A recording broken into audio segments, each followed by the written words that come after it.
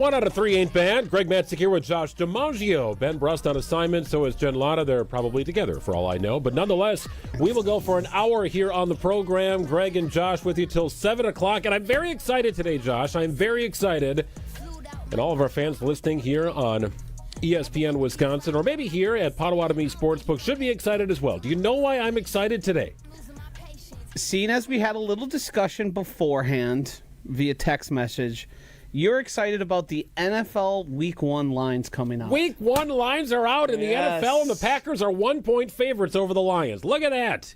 Right now, on May 21st, 2025 at 6:01 p.m., the Packers are favored for their opening week matchup at home against the Detroit Lions. My gut feeling says hammer Detroit on this one, but nonetheless, we'll get into that. But here we go. Last week we were talking about the schedule release. In fact, the schedule was not yet fully released. We were leading up to the schedule release program here on ESPN Wisconsin with Alex Strofe and Gabe and Wildy. Well, now we have the schedule, and because we have the schedule, we have lines. We have lines for Week 1 in the NFL, and I'll ask you the question, is it too early to jump on the train of a Week 1 team as we see all the lines in front of us here for the opening week of the season? Now, I don't want to say it's too early. I think if you have a feeling on a team or you have a good beat you think on what might end up happening for a team, it's a good deal. The problem is if you get too invested in some of these numbers before the game, there's probably going to be changes. We don't know any type of injuries at this point. We have all of minicamp. We have all of training camp. Suspensions can happen. There's all sorts of things that can affect what these numbers are. What I think the smart thing to do is, obviously we will talk about the Packers, is find the teams you think the books and everyone's wrong about. The media et al., everyone is wrong about. Which teams do you expect to be better than maybe the rest of the NFL, and the bookmakers will eventually have to adjust their numbers on it. Like immediately, a thing that stuck out to me, and one of the teams I wanted to rush to were the San Francisco 49ers. I still think they're a loaded team with talent. I think injuries depleted them, and the season kind of spun out of control. They have most of their guys back. They are sans Deebo Samuel, but they are only 1.5-point favorites on the road to the Seahawks. I think if we were to play this game in Week 10, they would be a much more significant favorite against the Seahawks. Because if we remember what happened to the Seahawks, they traded Geno Smith, they traded DK Metcalf, they added Sam Darnold.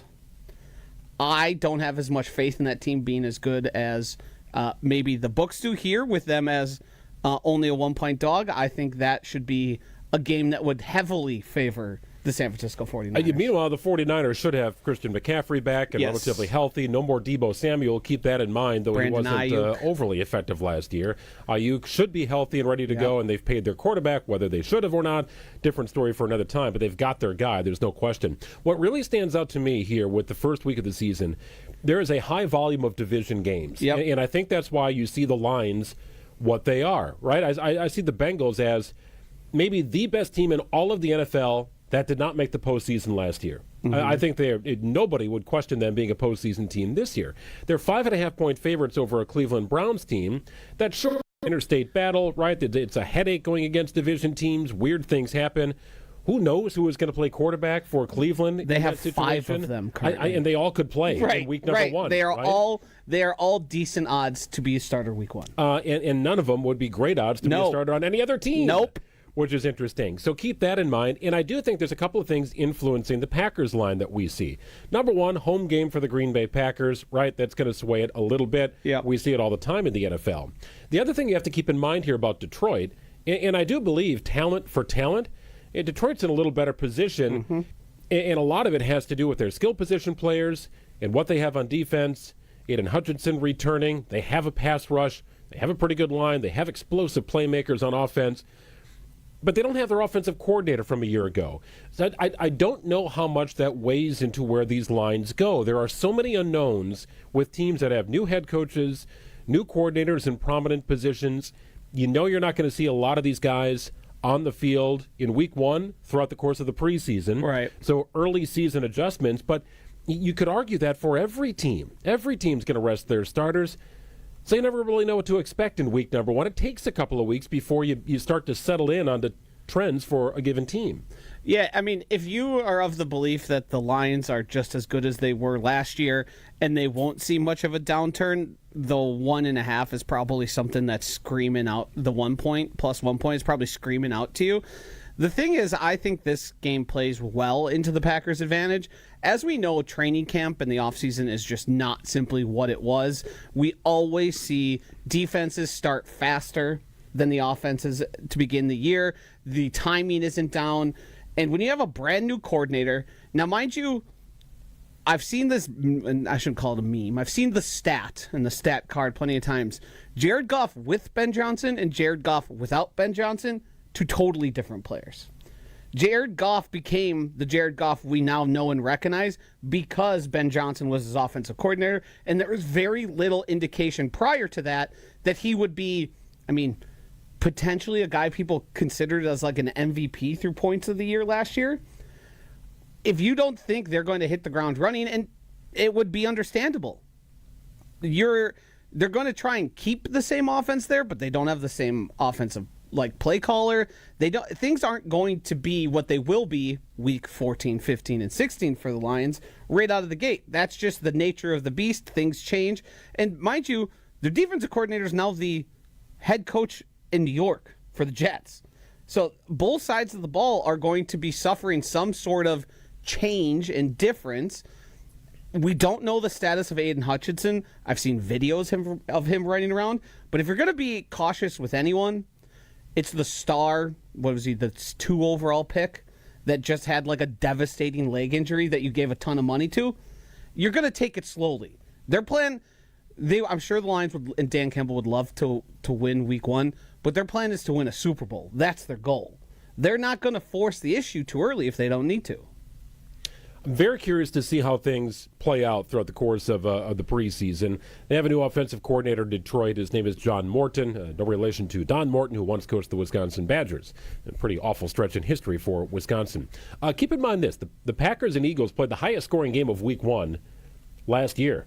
That was a 34-29 game. Mm-hmm. And I understand your point, and there were some slogs last week, or last year, I should say, in week number 1. But you also had some teams kind of explode. You had Dallas put up 33 points against a pretty bad Cleveland team, but not a bad Cleveland defense overall. So maybe in that situation, the Dallas offense a little ahead. San Francisco put up 32 points on the Jets. 37 for the Buccaneers over the Commanders. That was a pretty resounding win. Mm-hmm. And we know what the Commanders turned into. And the Bucs were a pretty decent team, but the Commanders got better with time behind a young quarterback. Probably more proven players on the Lions and the Packers if you look at this, guys returning to their roles. If I'm betting on this today, I am hammering Detroit.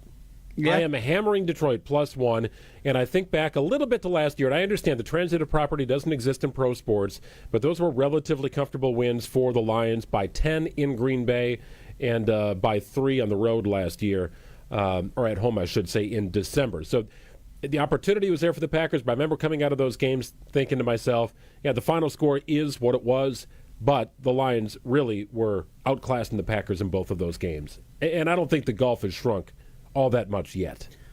Yeah, I don't know, and that's the great part of where we are right now. If I were to guess, this number might make its way towards the Detroit Lions by the start of the year. There isn't much that can influence, really. I don't know how much is going to change. We're going to have, I think we as the gambler have the advantage in the early weeks while everybody sort of figures out what's going on. You see it all the time where teams will be mispriced for 2-3 weeks into the season, and you'll go, I don't think they're properly adjusting however they do their power rankings to do these to how much different this team is than the one we saw last year. Obviously, injuries and stuff like that, that's very easy for somebody to point out, but you look at some of these other teams, like the New England Patriots are -2.5 against the Raiders. How would we ever guess which of those two teams is right? Better? Both those teams have seen enormous amounts of change. The Raiders have seen an incredible amount of change with their quarterback. They have a new running back. They have a new wide receiver, a head coach, if I'm not mistaken. Same thing with the Patriots. Some of this is truly a guessing game. And if you are convicted on some of these teams that you expect to have a better 2025 than 2024, you could put yourself in a good spot early in the season. Every line here in week 1 is one score or less, with the exception of Denver, a 7.5-point favorite over the Titans, if you are in the world of 2-point conversions. And I guess that sort of fits into the category of one score or less. But nonetheless, that is the most separation you have of any of the teams. Denver, a playoff team from a year ago, against a Titans team that'll have a rookie quarterback again playing under center. 7.5 Denver over Tennessee. The other large lines that you see, Philadelphia, a touchdown favorite over Dallas, not a surprise there. Get another division game that is Thursday, September 4th, first game of the year. Definitely familiar opponents. And then you have also the Washington Commanders as 7-point favorites over the Giants, who might be starting a rookie quarterback in his first ever game, Jackson Dart. So keep an eye on that. We'll see what kind of fluctuation we have here in the lines. But that was intriguing to me to see the Packers favored by 1. I don't think anybody would have blinked an eye if Detroit were favored by 2. You know what I mean? At this juncture, and I get it, things can change, but you're not going to see a lot of these folks on the field during the preseason. Injuries can happen, but we'll see how things go over the course of time. But if it's Jared Goff, if it's Jordan Love under center, line for line, each team is fully stocked, ready to go. I think I like Detroit a little bit more than Green Bay. Things could change, but today I like Detroit's roster a little better than Green Bay's. Yeah, I'm just looking here at, I'm trying to figure out, maybe we could find an advantage trying to pick one of these non-common opponents, like a Carolina Panthers versus Jacksonville Jaguars. There's a lot of matchups where, I'd love to bet on the Patriots being a better team, but they're also against a team where I could make a case of the Raiders of being a better team. Then you look at the Panthers versus the Jaguars. I think both of those teams could be better teams than are expected, but they're playing each other, and then it's a whole bunch of division opponents where I do think it's going to be pretty similar. We're going to know for the most part what's going on there. The other interesting thing to me, and the one we haven't mentioned yet, is the Steelers at the Jets. Lowest scoring game according to the over-under. And in the week 1. Steelers are -3. Now, I don't know if this number grows with Aaron Rodgers as the quarterback, or if they are baking in Aaron Rodgers currently as the quarterback or the expected quarterback. Obviously, he has not signed. Their owner has given indication that he believes Aaron Rodgers will be their quarterback. But if you look at, what we know about the Steelers and what we know about the Jets, and then you put Aaron Rodgers on his whatever revenge tour, that feels like a good number for the Pittsburgh Steelers. Likely to be Justin Fields, maybe Tyrod Taylor starting for You never know. Jets. Not a great situation out there. Not the best. Not the best. All right, you promised me some sort of game that is going to sweep the nation. We're going to play it coming up on the other side. Joshy's got big hopes for this, as do I. The Weekly Wager just getting rolling here from Potawatomi Sportsbook. We are back after this. More bets coming up. This is the Weekly Wager on 94.5 ESPN. It doesn't matter if it's your first betting slip ever or just the first one of the week. We've got your Potawatomi Sportsbook picks covered. Tune in Wednesdays to the Weekly Wager with Greg Matzik, Ben Brust, and Jen Latta. If someone gives you 10,000 to 1 on anything, you take it. The Weekly Wager, Wednesday nights at 6, right here on 94.5 ESPN, the Wisconsin On Demand app, and ESPN Milwaukee's YouTube channel. At Grunberg Law Offices, we take great pride in helping those who have trusted us after a serious accident.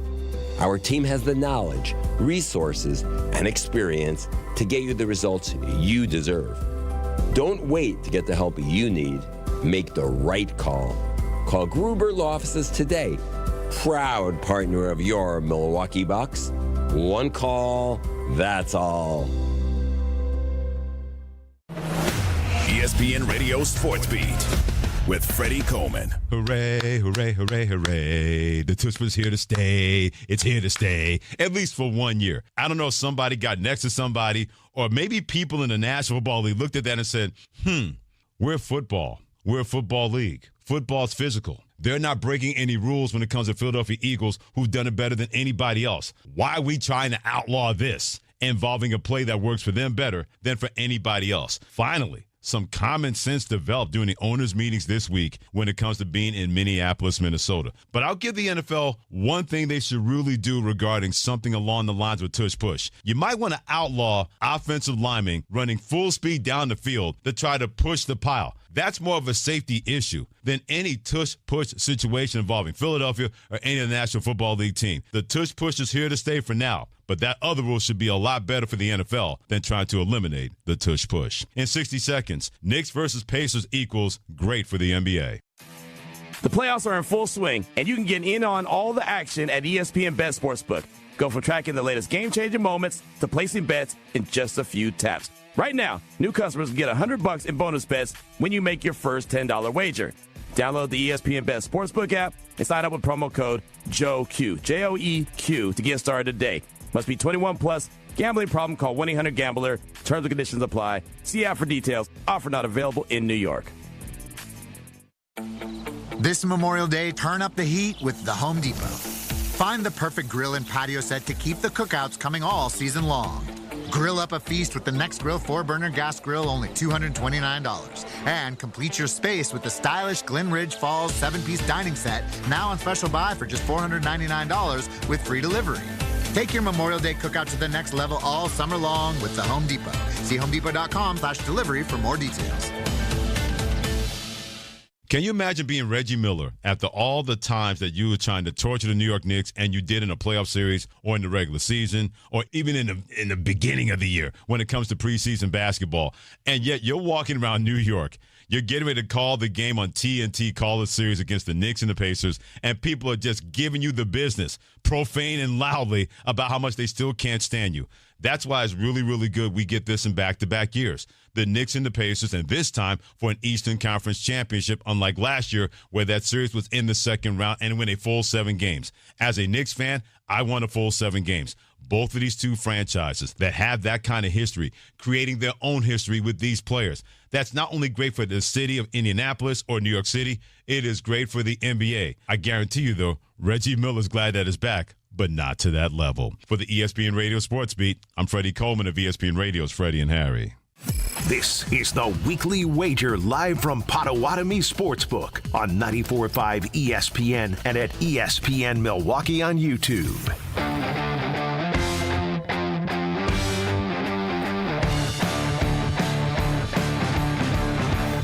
Kind of a grab bag worth of stuff here tonight. We'll get to it all here on Potawatomi Sportsbook. Weekly Wager, Greg Matzik and Josh DiMaggio. NBA playoffs continue tonight. Already looking ahead to the next major in the golf season. But we are very excited here because Week 1 NFL lines are up here at Potawatomi Sportsbook. And as we outlined in segment 1 of the program, the Packers are 1-point favorites for their opening week matchup against the Detroit Lions, and of course at Lambeau Field. Week number 1, a 325 kick from Lambeau. Green Bay 1-point favorites today. All the lines, all the games. Week 1 here on the board at Potawatomi Sportsbook. Which leads me to believe, Josh, that if you wanted to dig a little deeper, you could find props already up and available here at Potawatomi Sportsbook. Yeah, so these are the season-long bets. The offensive rookie, defensive rookie, MVP, comeback player of the year, head coach. They've got it all available. And I think if you have some conviction on some players and you know sort of the parameters that these awards typically work within, you can find yourself some pretty decent bets. The first one I'm going to start off here is the offensive rookie of the year. It's led by two very obvious picks. Obviously, Ashton Genty, who's now a Raider, and Cam Ward of the Tennessee Titans. I think any of the other quarterbacks are sort of out of this race here. There's really no guaranteed path to any of them starting 17 games. And then you also have to look at how might that team overperform expectations, which would also influence the vote as well. Because with all these awards, 13 wins for like the MVP or exceeding expectations greatly with your team, much like Jane Daniels did last year, there's great ways to find value in some of these bigger picks. obviously Genty and Ward are the two we're going to star and sort of look at right away. But I'm looking also at places of guys who might end up having really big roles that could determine them being offensive rookie of the year. The one name I circled right away was Caleb Johnson of the Pittsburgh Steelers. He seems to be right now sort of their guy in the backfield. As we know with the Steelers, they like to have a guy, they like to give him the ball a ton of times. We saw what they've done with Najee Harris for many years. Even as he became less effective, they just kept pounding the rock to him. So I think at plus 2,000, to get the leading running back on a team that is going to be in some primetime games, as we saw, a team that's going to probably be in the playoffs, because that's what they do under Mike Tomlin, you could get pretty good value at plus 2,000, a guy who you could probably chalk in right now 300 touches to. Now, he has to be effective. He has to score points. He has to have, big-time plays and big-time moments. But what a better place than with Aaron Rodgers when they're on, some of those late season, because as we saw, they basically told the league, hey, can you make sure to schedule these late in the season because we don't know when Aaron Rodgers is going to show up. So late season primetime games would be big. The other one I've looked at is Luther Burden. Now, he's blocked by two guys in DJ Moore and Rome Odunze, but he's still a high pick. He's a guy who had a great college career and then sort of tapered off as we saw his offense and the team in Missouri get worse. But I wouldn't be shocked if Caleb Williams and Ben Johnson come out guns blazing and he, maybe through injury of one of those players, or maybe just a complete resurgence of the Bears, becomes a good player. You can get him at plus 3,000. The other names that aren't available, but I will imagine will be, are R.J. Harvey. He's very similar to Caleb Johnson, R.J. Harvey of the Denver Broncos. He seems to be, they gave, I believe he was a second-round draft pick for the Denver Broncos, and he's their leader in the backfield. He is going to be their guy. The other one is Jaden Blue for the Dallas Cowboys. He was also drafted. The only person ahead of Jaden Blue right now on the Dallas Cowboys is the old running back for the Denver Broncos who looked like he had nothing. His name's escaping me. Jalen Williams? Javonte Williams? Javonte, where it is. And then the other name is Bashal Tutin, who was a draft pick for the Jaguars. He's had some fumbling problems, but he's super explosive and very well could lead the backfield. Those numbers aren't even available yet. But as the season goes on, as we know, these will be able to be bet. The best bet is to try and get in as early as possible on some of these, but those are the ones I like. Do you have any thoughts on offensive rookie? A couple things stand out to me. So right now at Potawatomi Sportsbook, Ashton Genty, the running back out of Boise State for the Raiders, is plus 250. Yep. He is tops on the board here. Yep. And Ashton Genty's going to get the ball a ton. Yep. Here's what I don't like about Ashton Genty's situation. Geno Smith has nobody to throw to. Mm-hmm. Right? So are you really worried about Jacoby Myers if you're the Denver Broncos and have maybe the best secondary in the NFL? Yep. That is part of the worry for me, because it's a situation where he might be the star of the show on offense and everybody knows it. Yes. And there's no other star in town. Right. That's it's not part like of they my have the worry. strongest offensive line there either. Right. I think there's a volume play there with Genty Yes. that could yield some interesting numbers, but in terms of touchdown production, which adds to the resume, at total yardage, you might come away somewhat impressed, but I just don't think the Raiders are any good. I think they're terrible. And I think that dilutes his value a little bit because of what's in front of him and what's on the outside for Geno Smith to throw to.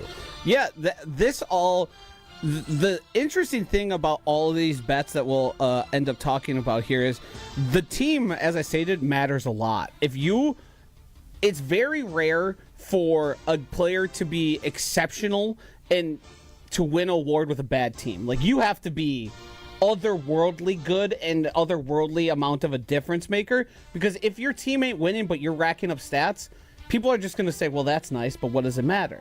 How have you been the rookie of the year?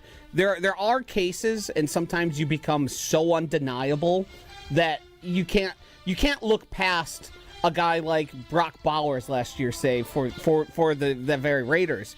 He was their only offense, but he was on a passing offense, and he ended up winning just because he was that.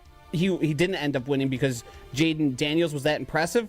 But like, if he led the league In receiving, then that's a type of guy. So Ashton Jeanty, to me, is kind of drawing thin here of he needs to be a top 2 or 3 running back in terms of production to win, and you're only getting plus 250 on him. Yeah, it's not the best value here, not even the best value for a running back, and of course this is littered with skill position players.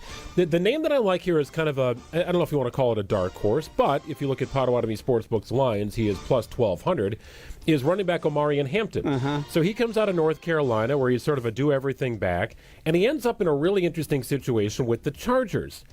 You talk about a coach who likes to run the ball and establish the run in Mike Tomlin. Well, Jim Harbaugh loves to do that.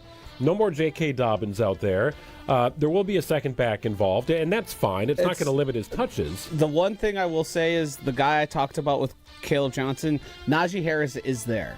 And I like Omarion Hampton. I think he's going to be really good, and I think he's going to lead that team in terms of backfield touches.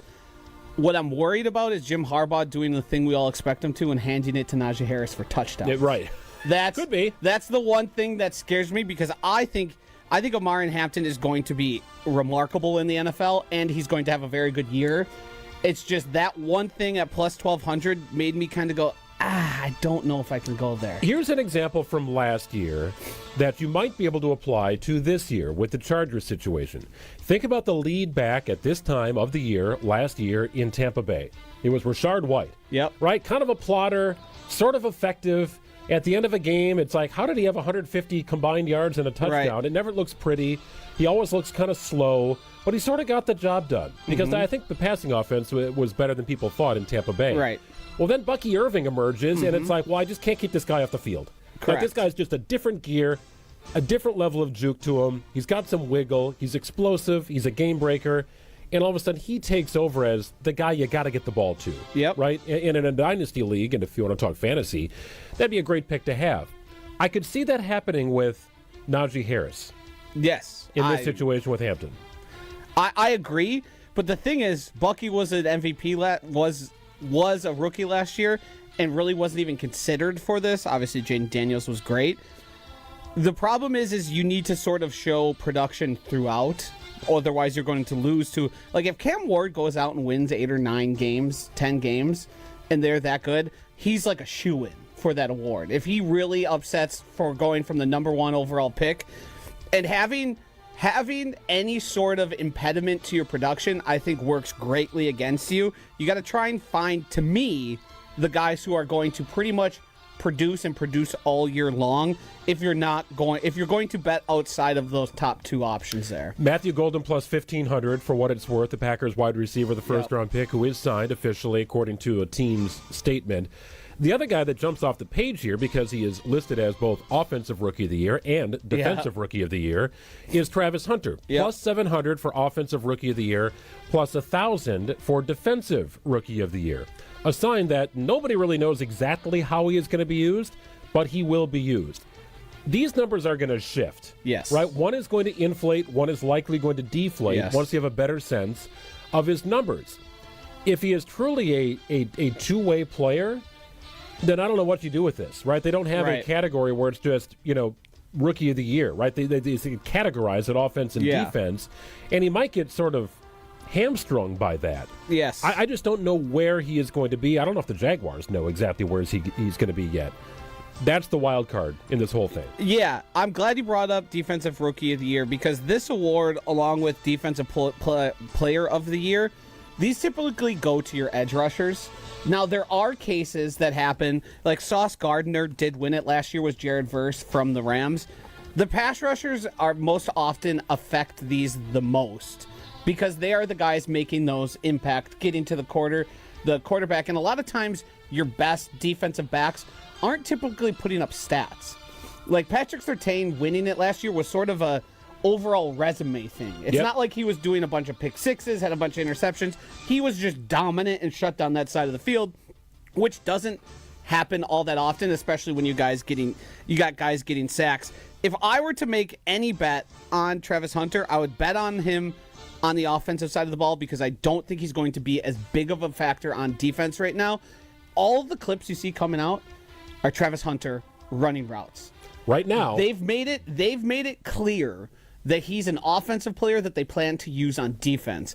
I think I would shy away from touching him anywhere near the Defensive Rookie of the Year. And if you believe in his talent and think he is that level of wide receiver, now mind you, there's Brian Thomas Jr. there who had a remarkable rookie season in Jacksonville. That would be a reason to maybe shy away from him.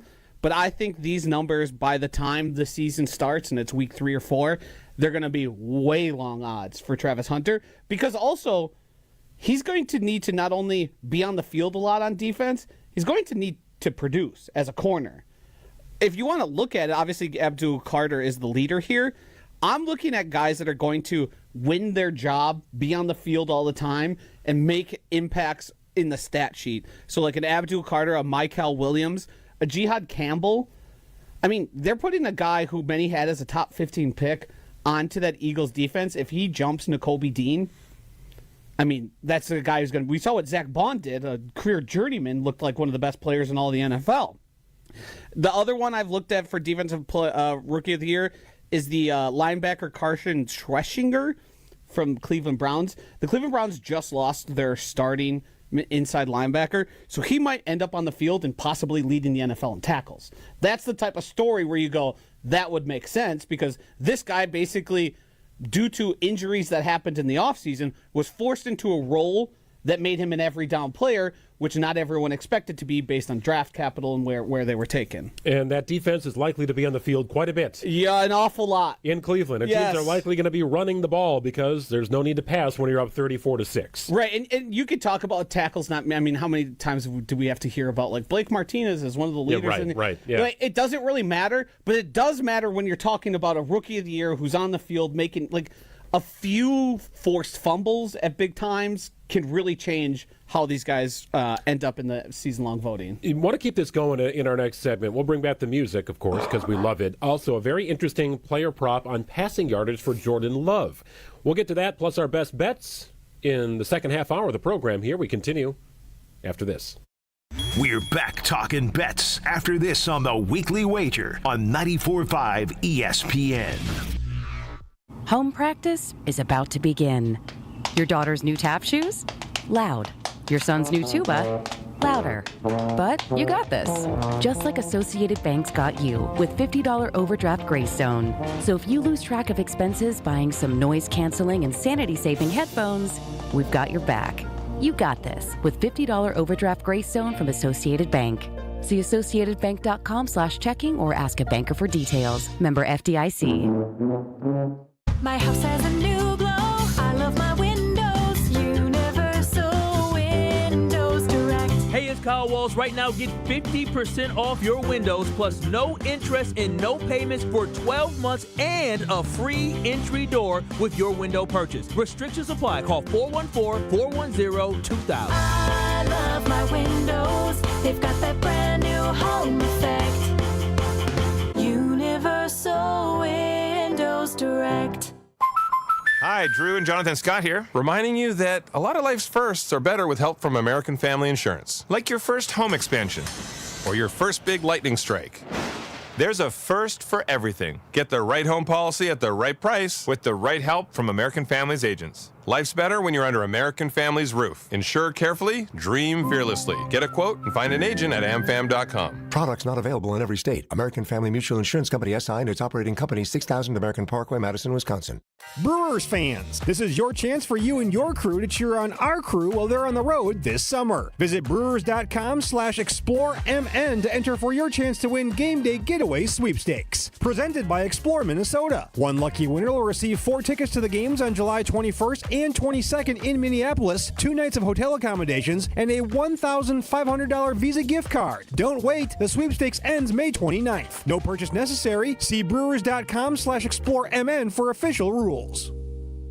Save big on your landscaping project at Menards. We're your destination for concrete landscaping blocks. Whether you're installing a patio or adding a new retaining wall, we have the largest in-stock selection ready to take home today. Plus, get free estimates fast using our landscape design program in-store or on Menards.com. Save big on landscape blocks when you shop at Menards. And check out our weekly flyer on Menards.com for all the great deals happening now.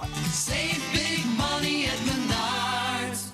Fisco is always there for your auto body care. When accidents happen, Fisco Auto Body on Forest Home in Franklin is there when you need them. Got a broken mirror? They'll take care of it. Dented bumper? Scratch paint? Fisco Auto Body will take care of it. If there's any damage you need fixed, Fisco has you covered. Their expert workmanship is guaranteed for the life of your vehicle. So stop in for all of your auto bumps and dings. Once again, you know the line. That's Fisco. The Bud Pavilion's free concert series, Wednesday Night Live, returns to State Fair Park next Wednesday, May 28th, with Rebel Grace. Gates open at 6 with live music starting at 7. The wait is over. Summer fun starts next Wednesday at the Bud Pavilion at State Fair Park. When you're high, you feel different. Pretty obvious, right? You think different, talk different, but if you feel different, you drive different. So if you're high, just don't drive. Brought to you by NHTSA and the Ad Council. You're listening to the Weekly Wager live from Potawatomi Sportsbook on 94.5 ESPN and at ESPN Milwaukee on YouTube.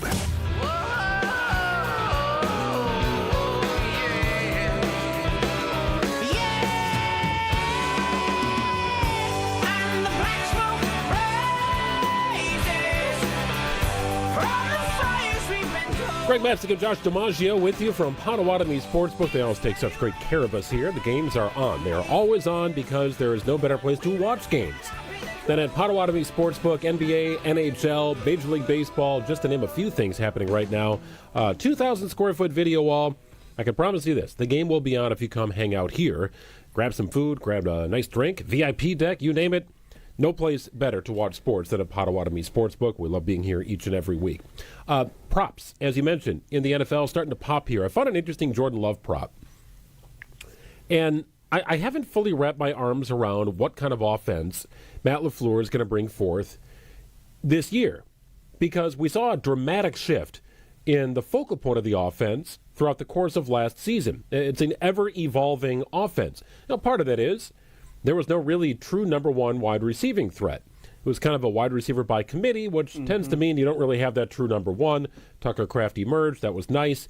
But there was a concerted effort to get Josh Jacobs the ball, yes, especially in the second half of the season. I think that Seattle game, Josh, prime time, right? We're watching it, and it's like 8 plays in a row, all to Jacobs, and he finishes it with a touchdown. Yep. If that was not a microcosm for how the rest of that season played out, I don't know what is. That single drive where they just buried the Seattle Seahawks and took the will out of them, showed what Josh Jacobs is capable of. Well, you'd love to see that offense mesh. The Jordan Love passing offense, the Josh Jacobs running offense, you'd love to see that mesh a little better than it did a year ago. But the passing prop for Jordan Love, over-under, is 3,600 yards and a half. I don't know how important that half will be at season's end, but 3,600 and a half passing yards for Jordan Love. Over, -115, under, -106. My gut feeling says under, but it's not to knock the importance or talent level or ability of Jordan Love to be a premier player in this league and for this team that has, hopes and designs of going pretty far. Yeah, so this one is sort of a two-parter to me. One, it's Matt LaFleur's offense and the Josh Jacobs factor. And the other part is simply Jordan Love. How good is he actually?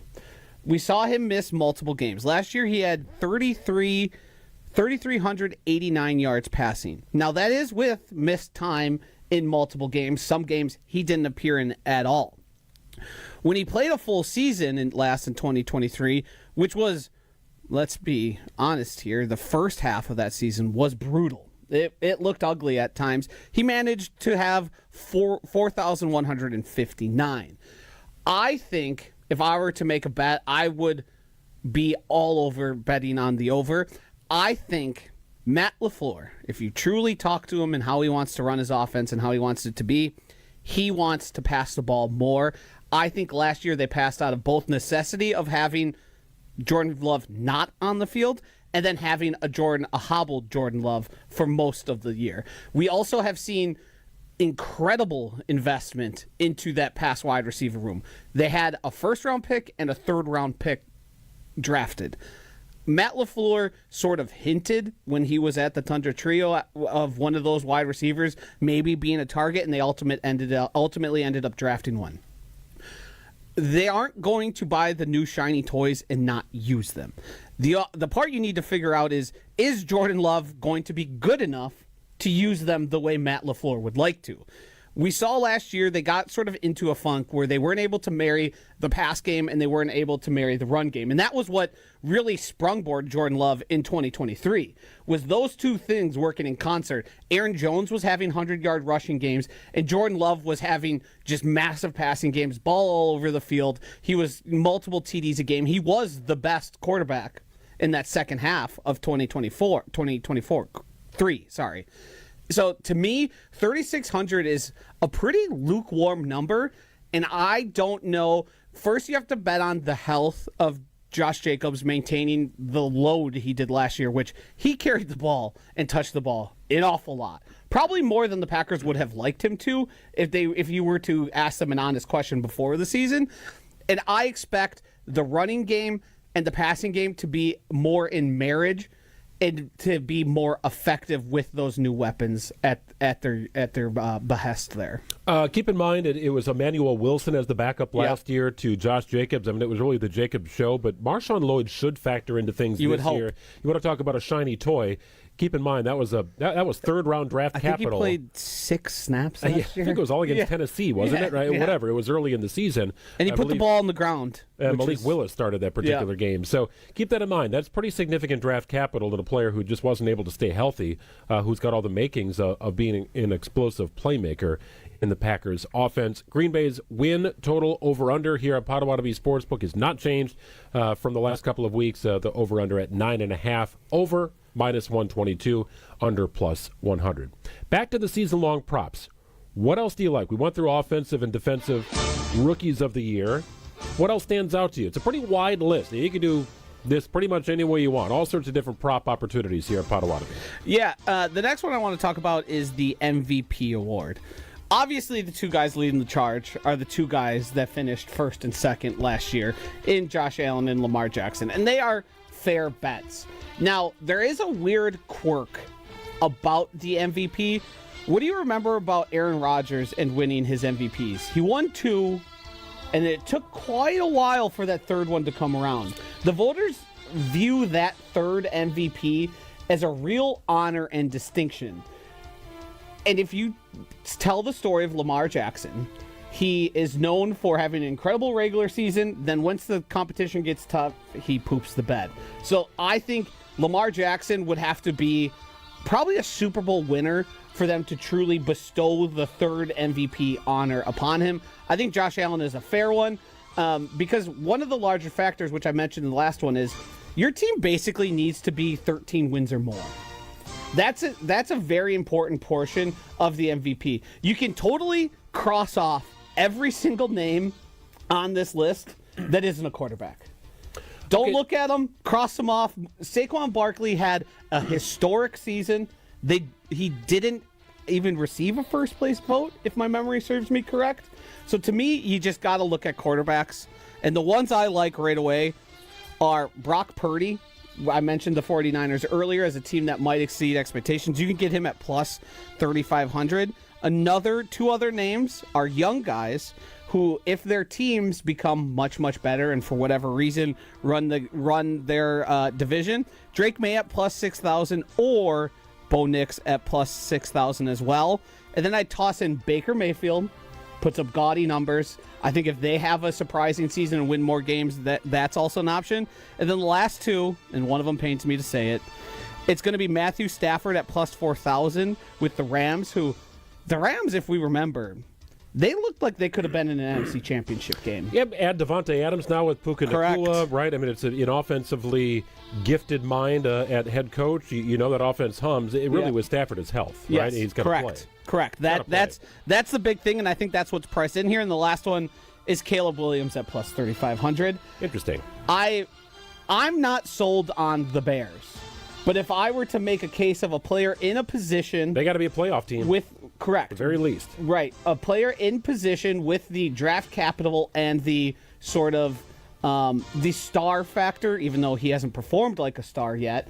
But if he, with Ben Johnson, they win a bunch of games and for whatever reason they are either a 12-13 win team or, God forbid, win the NFC North, they're going to be looking at him for that case. It's just how comfortable are you with the 35 plus 3,500 number to do that? I want to clarify one thing you said about Lamar. Are you saying that he needs to win a championship to be in further consideration for the next year's MVP? Because these votes are in before the playoffs. No, I'm saying he needs to get the honor of the third MVP.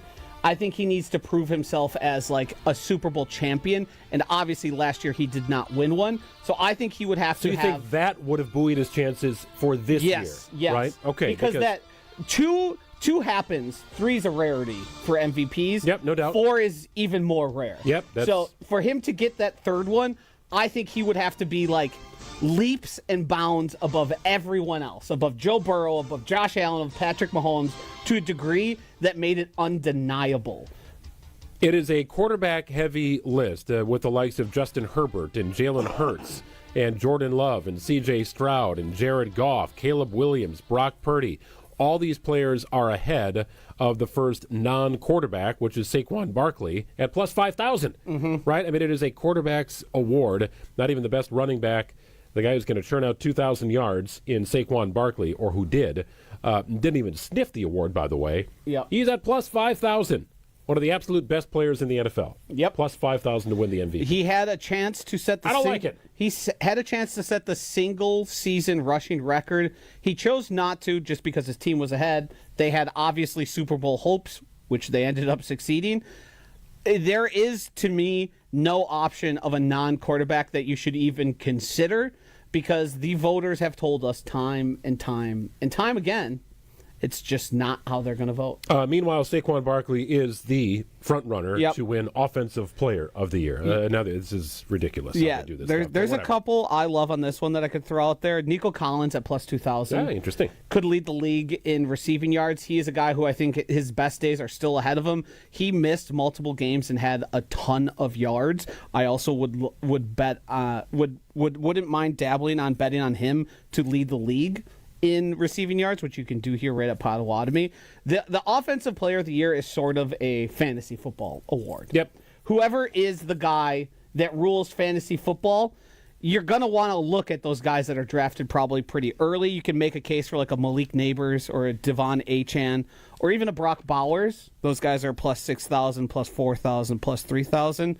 But there's a lot of fun ways to sort of get invested into those players. Coming up next, our best bets and some of our best of the rest, other sports that have some interesting lines, including the NBA, Major League Baseball, and golf. Yes, already looking ahead to the third major of the year, a little less than a month away. We'll do it after this on the Weekly Wager from Potawatomi Sportsbook. More bets coming up. This is the Weekly Wager on 94.5 ESPN. You remember the moments from that magical March. Side Decker, it's a 3. Got it! On June 26th, celebrate the squad with Made 'em Believe, a special night with Bo Ryan, Frank Kaminsky, and Sam Decker. Here's Kaminsky, the drop stab, that's his favorite. And the 2.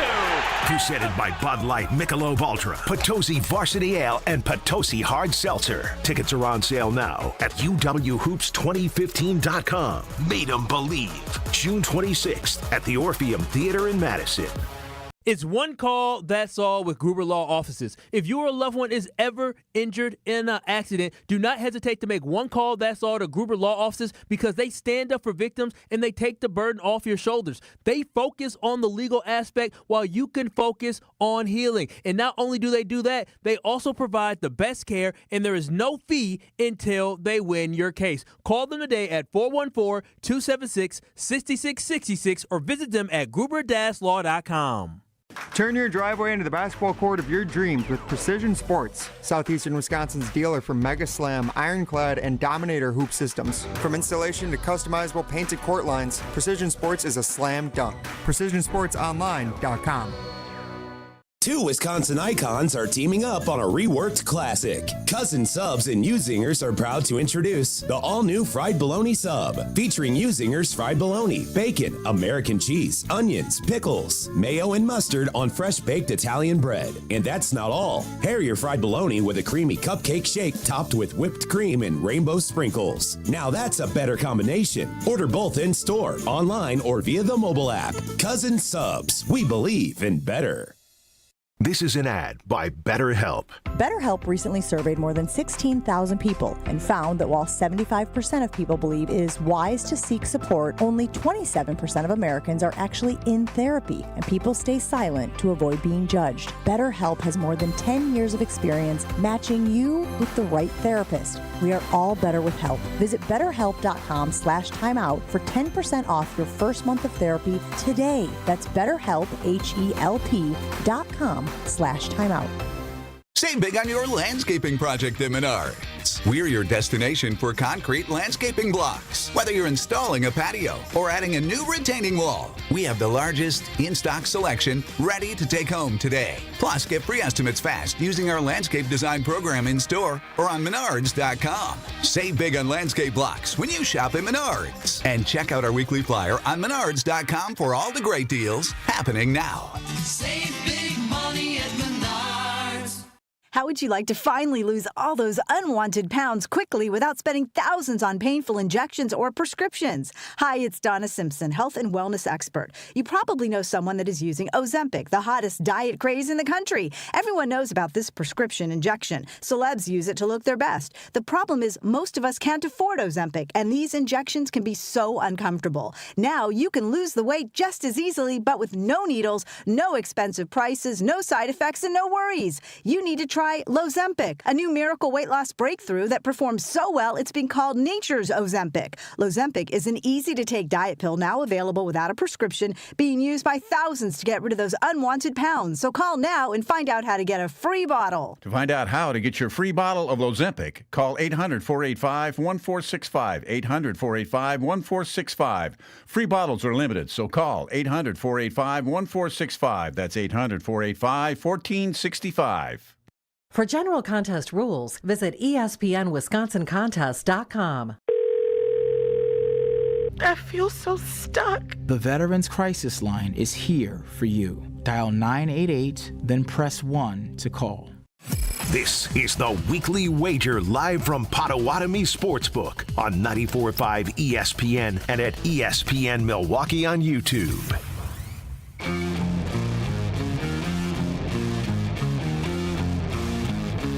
Knicks and Pacers coming up next year on ESPN Milwaukee, and it is the game in the NBA tonight, where the Knicks are 4.5-point favorites on the home floor against an Indiana team that defies odds and keeps playing a fun, entertaining style of basketball. As much as I hate it, I want to see them lose.